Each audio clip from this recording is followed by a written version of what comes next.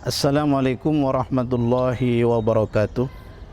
Alhamdulillahirabbil alamin wa bihi nasta'inu ala umuri dunya waddin. Wassalatu wassalamu ala asrofil anbiya'i wal mursalin sayyidina wa maulana Muhammadin wa ala alihi wa ashabihi ajma'in. Amma ba'du. Para pemirsa, manusia diciptakan oleh Allah untuk menyembah. Artinya ada kewajiban manusia di sisi sang penciptanya untuk beribadah, menyembah kepada Allah Subhanahu wa taala. Wa ma khalaqtul jinna wal insa illa liya'budun. Tidaklah aku ciptakan jin dan manusia kecuali menyembah.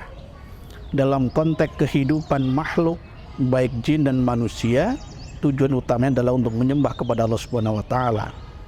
Tapi kenyataannya di dalam kehidupannya, dalam prakteknya, jin dan manusia sekalipun kadang-kala lupa atau luput dari kewajibannya.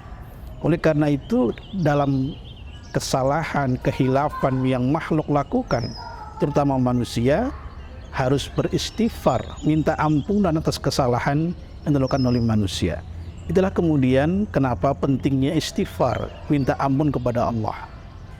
Para pemirsa, Allah adalah zat yang maha pengampun. Sifat Allah itu adalah Ghafir, Ghaffar, dan Ghafur. Ada tingkatan-tingkatan tertentu kesalahan manusia, baik dalam konteks ibadah maupun dalam konteks yang lebih luas lagi. Terutama dalam konteks ibadah, kita dianjurkan pada saat kita selesai ritual ibadah, sholat misalnya, kita yang pertama kali dilakukan oleh seseorang ketika selesai sholat adalah meminta ampun kepada Allah, beristighfar. Astaghfirullahaladzim.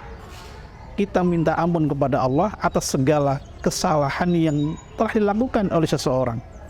Sholat yang pertama kali adalah sholat yang harus dilakukan dengan cara benar. Kadang-kadang sholat kita masih tidak khusyuk, sholat kita kadang-kadang tidak sesuai dengan rukun dan syaratnya, apalagi kemudian meninggalkan yang sifatnya tumaninah. Dalam kesalahan yang paling asasi dalam ibadah itu adalah sholat. Oleh karena itu, setelah sholat harus kita minta ampun kepada Allah Subhanahu wa taala. Yang kedua, istighfar lebih luas lagi. Al-Quran menyatakan, walladzina idza fa'alu fahishatan aw dzalamu anfusahum dzakarullah. Orang-orang yang punya kesalahan, berbuat fahisha, berbuat mungkar, itu harus segera minta ampunan kepada Allah agar kita tidak terjebak kepada kesalahan yang baru, kesalahan yang lain. Banyak orang melakukan kesalahan-kesalahan baik yang sifatnya ritual, ibadah maupun kesalahan-kesalahan yang lebih luas. Misalnya sama manusia, sama temannya, sesama saudaranya, sesama keluarganya. Apalagi yang sifatnya lebih umum, merusak, menzalimi, berbuat tidak adil, dan sebagainya. Oleh karena itu, yang paling utama adalah kita harus meminta ampun kepada Allah Subhanahu wa taala. Karena hanya Allah lah orang harus punya prinsip ketika kita melakukan ibadah, melakukan pekerjaan, sandarannya adalah Allah Subhanahu wa taala. Setiap langkah kita pasti ada kesalahan. Itulah kenapa kemudian seseorang harus minta ampun kepada Allah sebagai zat Maha Pengampun.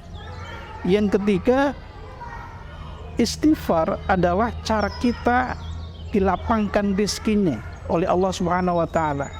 Ada pernah satu kisah dikisahkan oleh para sahabat, datang seseorang yang dia tidak punya pekerjaan, dia miskin, kelaparan, kemudian dia tidak bisa memenuhi hajat hidupnya. Lalu apa kata sahabat ini? Segeralah kamu minta ampun kepada Allah.